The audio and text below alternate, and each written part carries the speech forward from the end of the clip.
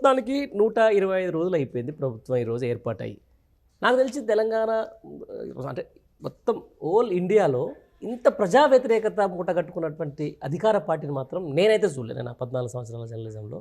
But చాలామంది ఉన్నారు, చాలాసార్లు కూడా అంటే వచ్చినప్పటి నుంచి ఈ రోజు వరకు కనీసం ప్రజలకు ఏమాత్రం గింత కూడా చేయకుండా కేవలం రాజకీయ కక్ష సాధింపు ధోరణులు, లేకపోతే ఏమంటారు గేట్లు ఎత్తేస్తాం, లేకపోతే ఇది ఫోన్ ట్యాపింగ్ అని చెప్పేసి అది ఇప్పుడు ప్రపంచంలో కొత్తగా జరిగినట్టు, అసలు బీభత్సమైన క్రైమ్ అయినట్టు దాన్నంతా హైలైట్ చేసినట్టు డైవర్ట్ పాలిటిక్స్ గురించి చెప్తా ఉన్నా. ఎందుకంటారు ప్రజా సమస్యలు దిక్కుగా ప్రజాపాలన పేరిట అధికారంలోకి వచ్చిన వీళ్ళు ప్రజల్ని గాలికి వదిలేసిండ్రు, అడ్డమైన విషయాల మీద మాత్రం మంచి దృష్టి సారించారు. ఇది ఎంతవరకు ఇట్నే కొనసాగుతుంది? ఎన్నికల ముందు కూడా నేను అన్నా కొండకి ఎంట్రిక కట్టారు, అవును, వచ్చి ఇష్టం ఉన్నటువంటి వాగ్దానాలు ఇచ్చేసి కొండ వచ్చింది. ఆ కొండ ఇప్పుడు మీద పడుతుంది. అవును, మీద పడుతుంటే ఏం తప్పించుకోవడానికి రకరకాల ప్రయత్నాలు చేస్తున్నారు తప్ప కొత్త హామీల గురించి మాట్లాడతలేను, ఉన్న హామీలు కూడా సరిగ్గా చేయట్లేదు కదా. కొత్త ఉన్న హామీలు ఇవన్నీ ఏంది, 2 లక్షల రుణమాఫీ, 4,000 పింఛను, ఇవన్నీ సాధ్యమవుతున్నాయా? నీకు పింఛన్ ఇంతవరకు రైతు బంధు ఇప్పుడు తీసుకుంటుంది ఏంది, పాత ప్రభుత్వం ఇచ్చినటువంటి 2,000 పెన్షనే తీసుకుంటున్నారు, పాత ప్రభుత్వం ఇచ్చినటువంటి రైతు బందే తీసుకుంటున్నారు. రుణమాఫీ కూడా పాత ప్రభుత్వం చేసిపోయింది, వీళ్ళు కొత్త ప్రభుత్వం చేయనటువంటిది. వీళ్ళు ప్రధానమైనటువంటి ఇంకే అంశాలు కూడా ఇప్పుడు ఉన్నటువంటి కొత్తగా ఈ 125 రోజుల్లో వాళ్ళు చేస్తా అన్నది ఒక బస్సుకు సంబంధించినటువంటిది ఇచ్చారు తప్ప ఇంకే రకమైంది. గ్యాస్ కూడా ఏంది ఇవనే, ఇంకా మొత్తం ఇంప్లిమెంటేషన్ జరగలేదు. ఇప్పుడు ఈ రోజు విద్యుత్కి సంబంధించి ఇంటికి 200 యూనిట్లకు సంబంధించి ఆపేసి ఎలక్షన్ కోడ్ వచ్చిందని కొత్త అప్లికేషన్ తీసుకోవట్లేరు. మళ్ళా కొంతమందికి జీరో బిల్ రావట్లేదు, కొంతమందికి మామూలు బిల్లులే వచ్చేస్తున్నాయి. ఏ ఒక్క కార్యక్రమం కూడా సరిగ్గా ఇంప్లిమెంటేషన్ చేయకపోవడంతో ప్రజల్లో చర్చ మొదలైంది. అరే మన ఒకరోజు సెక్రటేరియట్ ముందు ఒక రైతు వచ్చిండు, మన జర్నలిస్ట్ మిత్రులు అందరం కూడా మాట్లాడుకుంటుంటేనే వచ్చి చిన్న కట్టెన్ కింద వేసి మొద్దును ఎత్తుకున్నట్టుంది అనేది ఇష్టం ఉందని బూతులు తిట్టిపోతుండు ఆ రైతు. సెక్రటేరియట్లో మీడియా పాయింట్ దగ్గర రైతు బూతులు ఇష్టం ఉన్న బూతులు తిట్టుకుంటా పోయి మేము అనవసరంగా తప్పు చేసిన లిటరల్గా అన్ని బూతులు తిట్టుకుంటా పోయినటువంటి సిచ్యువేషన్ కళ్ళారా చూసినటువంటిది. అది అందరం ఉన్న జర్నలిస్ట్ మిత్రులందరూ కూడా ఉన్నారు మీడియా పాయింట్. అట్లాంటి సిచ్యువేషన్ అయితే ఇంత త్వరగా వస్తుంది అనేది అయితే అనుకోలేదు. ఎందుకంటే హామీలు విపరీతమైన బడ్జెట్ కంటే ఎక్కువ. మళ్ళీ ఇన్ని హామీలు ఎలక్షన్ ముందు ఇన్ని హామీలు ఇస్తారు. ఎట్లంటే మేము బడ్జెట్ మొత్తం చూసినాము, మొత్తం చదివినాము, కమిటీ చేసినాము, శ్రీధర్ బాబు నేతృత్వంలో ఎంత ఆదాయం వస్తుంది, ఎంత ఖర్చు అవుతుంది, ఇవన్నీ చూసే లెక్కలు చూసే ఇచ్చినామని మళ్ళీ ఇవన్నీ చెప్పిన నేపథ్యంలో ప్రజలు విశ్వసించి ఓహో ఇది ఉంది అని. కానీ ఇంప్లిమెంటేషన్కి వచ్చేసరికి ఉన్నయి పోయే కాడికి మొదలైంది. అప్పుడు ప్రజలకు సురుకు మొదలవుతుంది. ఇప్పుడు ఏంది పంటలు ఎండిపోయే సిచ్యువేషన్ అయితే గతంలో లేదు, 10 ఏళ్ల కాలంలో లేదు. కాలువ కింద కూడా సాగర్ కింద కావచ్చు ఇంకే దగ్గర కాలువల ద్వారా వారిని అయితే ఎండిపోలేదు. కరెంటు సమస్యలు వస్తున్నాయి. ఈ సమస్యలను తప్పించుకోవడానికి రాజకీయంగా డైవర్షన్, ఫోన్ ట్యాపింగ్కి సంబంధించినటువంటి అంశం అయితే అది ఫోన్ ట్యాపింగ్ భారతదేశంలో ప్రవేశపెట్టి భారతదేశంలో చర్చ చేసిందే కాంగ్రెస్ పార్టీ. ఫోన్ ట్యాపింగ్ మొదటి ఇందిరాగాంధీకి సంబంధించిన కాలంలోనే ట్యాపింగ్ జరిగింది అనేది పెద్ద ఆరోపణలు విపరీతమైన. అప్పటి కాలంలో ఒక మంత్రి పదవి కూడా పోయినటువంటి సిచ్యువేషన్ చూసి కాంగ్రెస్ పార్టీ ఇక్కడ అధికారంలో ఉన్నప్పుడు చిరంజీవి ట్వీట్ చేసిన అంతకుముందు ఉన్నటువంటి చిరంజీవి నా ఫోన్ ట్యాప్ చేస్తున్నారు పిఆర్పీలో ఉన్నప్పుడు చెప్పారు. అంతెందుకు తెలంగాణ ఉద్యమ కాలంలో కాంగ్రెస్ ఎమ్మెల్యేలు తెలంగాణకు సంబంధించిన కాంగ్రెస్ ఎమ్మెల్యేలు మా ఫోన్లు అన్ని ట్యాప్ అవుతున్నాయి, మా ఫోన్లు అన్ని ట్యాప్ అవుతున్నాయి నిరంతరం ప్రెస్ కాన్ఫరెన్స్లు పెట్టి విమర్శ చేసేటువంటిది. కేంద్ర ప్రభుత్వంలో మన్మోహన్ సింగ్ ప్రధానమంత్రిగా ఉన్నప్పుడు కూడా ఫోన్ ట్యాపింగ్ ఉందని అప్పుడున్న ప్రతిపక్షాలన్నీ గొడవపెట్టి ఉన్నాయి. భారతదేశానికి ట్యాపింగ్ వ్యవస్థను అన్నిటిని అప్రజాస్వామిక విధానాలను ప్రభుత్వాలను కూల్చడాలు, ఎమ్మెల్యేలను కొనుగోలు చేయడాలు, ఈ అప్రజాస్వామిక సంప్రదాయాలు సూత్రాలు అన్నీ ప్రవేశపెట్టి ప్రజలకు పరిచయం చేసిందే, రాజకీయ పార్టీలకు పరిచయం చేసిందే కాంగ్రెస్ పార్టీ.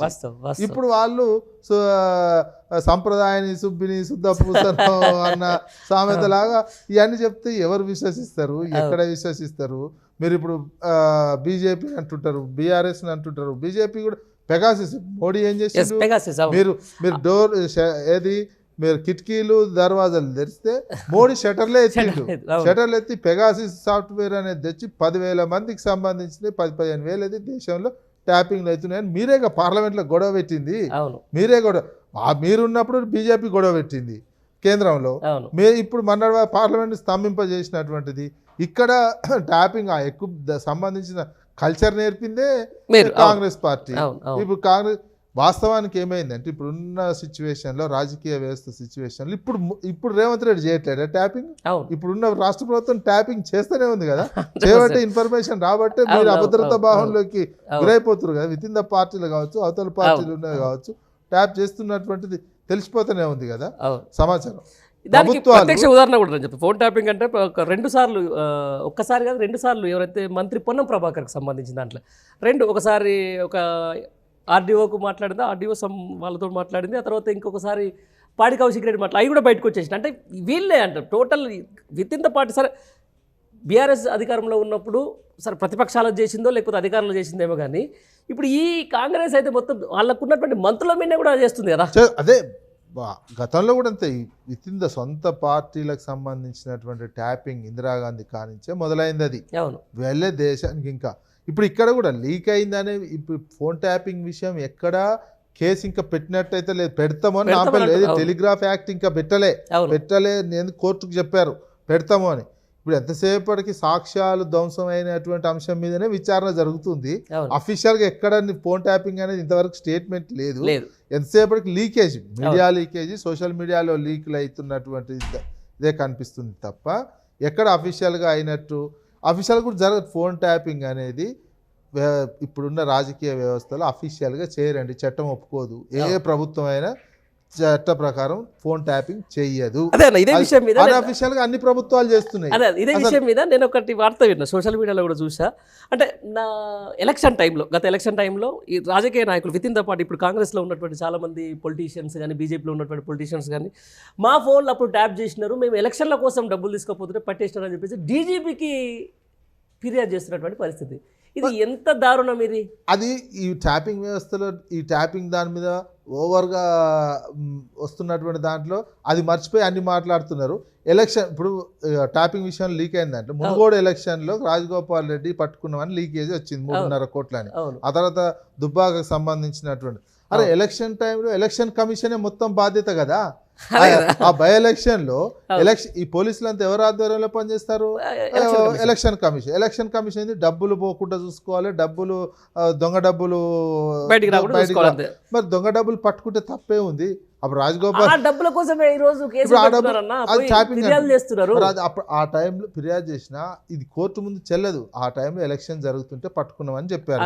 మరి ఎలక్షన్ టైం జరుగుతుంటే పోలీస్ పని, ఎలక్షన్ కమిషన్ పని అదే పట్టుకున్నది. అవతల పార్టీ వాళ్ళు పట్టుకోలేదంటే మరి అప్పుడు ఎలక్షన్ కమిషన్ అడగాలి. ఎలక్షన్ కమిషనే బాధ్యత వహించాల్సి వస్తుంది కదా. చట్ట ప్రకారం రూల్ ప్రకారం ఏది చూసుకున్నా ఒక ప్రొసీజర్ ప్రకారం చూసుకుంటే ఆ టైంలో మా కాంగ్రెస్ వాళ్ళే పట్టుకున్నారు, బీజేపీ వాళ్ళే పట్టుకున్నారు అనేది ఒక ఆరోపణ. ఆ ఆరోపణ అప్పుడు ఎలక్షన్ కమిషన్ అడగాలి. అప్పుడు బాధ్యత అంతా ఎలక్షన్ కమిషన్దే ఉంటుంది కదా. ఎలక్షన్ కమిషన్కి సంబంధించినటువంటి ఆధ్వర్యంలో పనిచేస్తున్నటువంటిది.